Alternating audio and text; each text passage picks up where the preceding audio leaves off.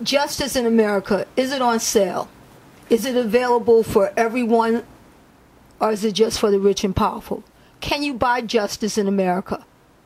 Well, we have a case today. My name is Jane Best, and we have a case today that is outrageous.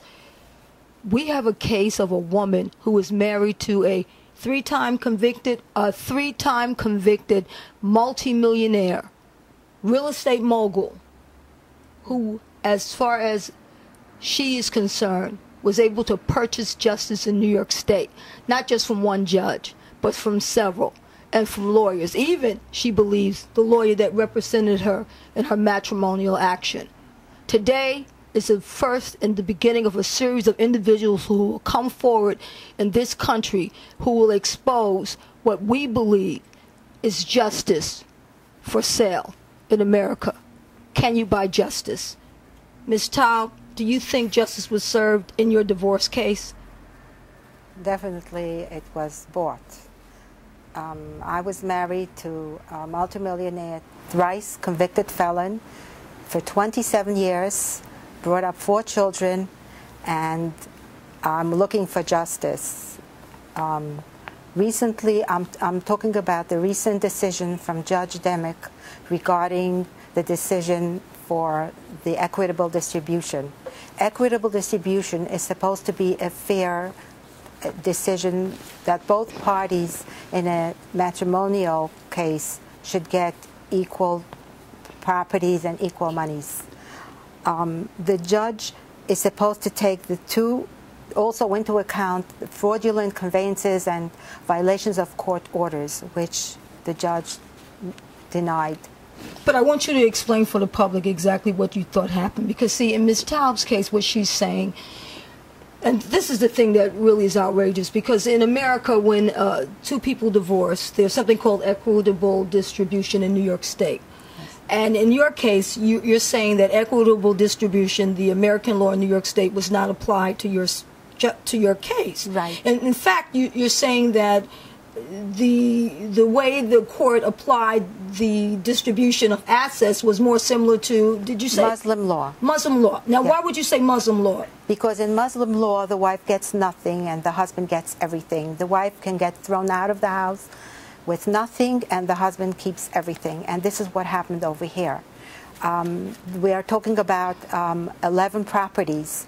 There are, you're talking about a multimillionaire who hides hundreds, millions of dollars in Swiss bank accounts, and also has a lot of properties in false, fraudulent names just to hide everything. But the 11 properties that were not hidden, so 3 of the properties are on his name, which were bought during the marriage. Those properties produce approximately over $2.5 million every single year. Those properties were given to my husband, to Simon Taub only. I was not given any of it. During the last 7 years, he made approximately $15 million. All that money went just to him. I get nothing from that. How long were you in divorce court? I'm in divorce court over 6 years. So you were in divorce court over 6, and during the 6 years, where did you live? During the 6 years, I lived in my home. Who lived with you? All my children lived with me. And you said your father? And now my father, for over a year, my father is living with me because he's frail and he's not well. And I'm taking care of him. And you said in the case that your husband, literally, you were telling me earlier that he extended this case for the last 6 years. You're also in bankruptcy court as well. Yes. How did you get in bankruptcy court? Because there were court orders that Simon Taub should pay the expenses on the properties, and he violated the court orders. He didn't pay, so all the properties went into foreclosure, and therefore, to prevent the properties from being sold, I went into bankruptcy court and accrued all these debts because of all his litigation and all his summonses against me, false summonses which he put in and withdrew, but everything to incur more and more debt for me. So wait a minute. This is so much information for the public. Chana Taub is saying that her husband owns over 11 properties, and that she also owned these properties. They were bought during the marriage. So these are marital assets. Yes. And you also had some properties that were individually in your name. Yes. And what you're telling me is that the properties that were in your name, that those were the properties, and that's the reason why you're now in bankruptcy court. Yes, because he stole the rents from those properties. He told the tenants, he threatened them not to pay me any rent. Now, I'm only 5'3" and about I was 110 pounds, and he is 5'11" and over 285 pounds. My God. And he threatened my life to such an extent, he squeezed my neck, and I was afraid that I'm not going to live, so I had to file for divorce. And I had an order of protection. You had order of protection? No, yes. Okay. He also came home every day telling me that he hates me a deathly hate, and he told my children that he can get rid of me and make it look like a car accident. So if there are any accidents that happen with you, which we don't believe that God would allow, but we know that we can look for Simon Taub as yes. the culprit. Yes. Now, what's more important is this. 27 years, 4 children. What did the judge in the case finally give? You're saying he was worth, what, over $100 million? Yes. Okay, so your husband's worth over 100. You and your husband had over $100 million worth of assets during the divorce. Yes. During the marriage. During the marriage. So now you're divorced. 6 years of a protracted divorce. You said that you own property individually in your name. Yes. And you said that your husband literally threatened the tenants. Because yes. I actually met one of the tenants, Miss Sawyer Radden. She's in court right now, yes. as a matter of fact, yes. a woman with 4 disabled children yes. who's fighting eviction because she supported you. Yes. She's in the court right now. She's up against a judge, Eleanor Offstein, and she's saying that she was corrupted as well. Yes. And she's supposed to be in court on the 29th of June. So we're going to follow that case as well. But more importantly, you're saying, and I interviewed her as well, she said that literally your husband threatened tenants in the building and yes. told them not to pay rent. Yes. And he allowed the building to go in disrepair. And the yes. tenants were in fear of him. Yes, he himself destroyed the building. He caused floods. This is his forte. In 1996, he was arrested for insurance fraud because he flooded the building, and he got over $1 million, and that's why he was convicted on 3 felony counts. And wow. He paid off the judge. He boasted wow. to everybody that he did that. He said wow. that everybody has a price. Everybody has a price, and he finds the price and he gives it. And that's how he got out of it. And you see, what's so disturbing about this is that when we look at the justice system in America, we see the woman of justice with her eyes covered, and she's supposed to be an impartial jurist, and she's supposed to be blind. But from what you're saying, Ms. Taub, justice isn't blind. No. You're saying that justice can see. Oh, and that yes. when you walk into court, she's looking straight at you. Yes. As a matter of fact, she already knows what to do in your case. There's no way of you trying to get fairness. You're saying that you were up against the obstacles and that it was stacked against you. Yes. And you knew this going into this. You knew that your husband, you said during the marriage, he said that he can buy judges, yes. that he was buying judges. And in spite of this, you got out of the marriage. And you said you got out because to save your life. To save my life. How many women across America must be facing what this woman is facing, who are wealthy? We often think, there's so many people that are so jealous and envious of women who are married to rich moguls. We think you have such a phenomenal life. Yeah, but they don't know what we women go through. I mean, what I went through, all kinds of abuse every single day. I had to go through abuse. I had to prepare him to go out of the house. He would wake me up 4 o'clock in the morning, put on his shoes and socks, and make him coffee, and dress him and give him everything. I had to do everything. I helped him to renovate the buildings and to build the business. Wow. I went and I managed the properties, and I took care of the children, and I brought them up to be very good citizens.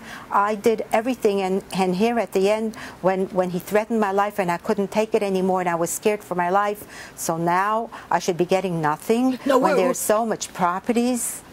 And it's all marital. There are 4 Israeli properties that were purchased during the marriage. I got married in 1984, and the properties were purchased in 1993 and 94, 95.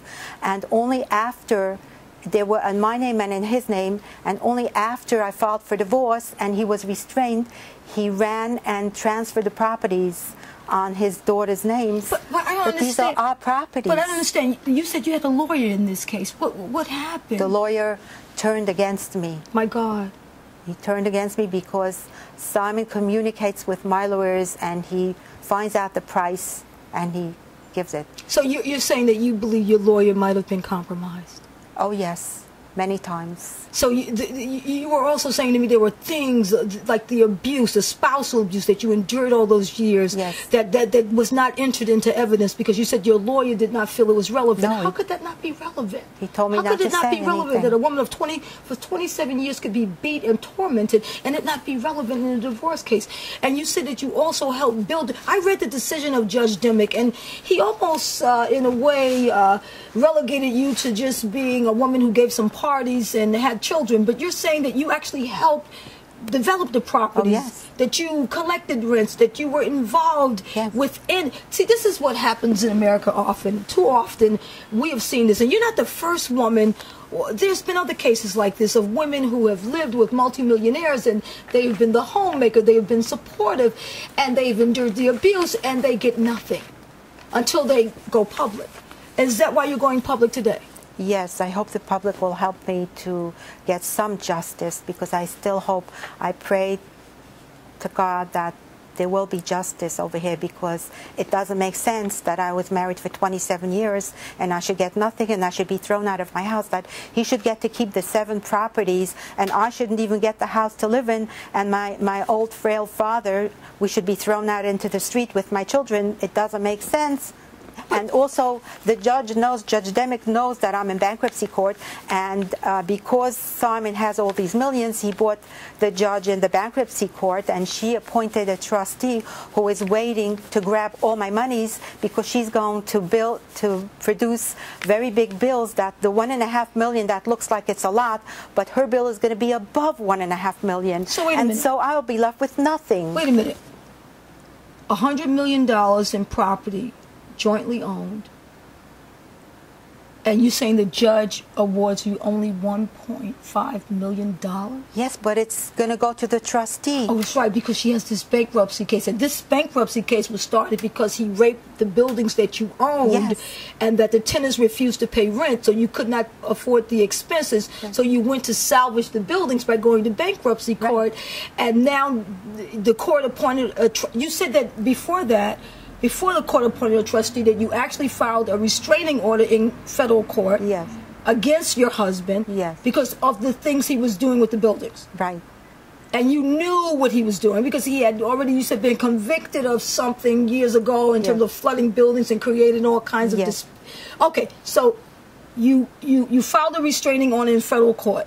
You get the restraining order preventing him from any more intervention, and you said right after you filed the restraining order, then they appoint a trustee. Yes. So they take away your authority to do anything with these buildings, and you're saying the trustee is not doing what she should be doing. No, she's not going after the real money. She's only harassing Miss Radin because she's my friend. That's the only That's reason. Sawyer Radin, yes, the one with the 4 disabled children that yes, is a process literally where she was threatened to be thrown out into the streets, and she's fighting ferociously her case right now.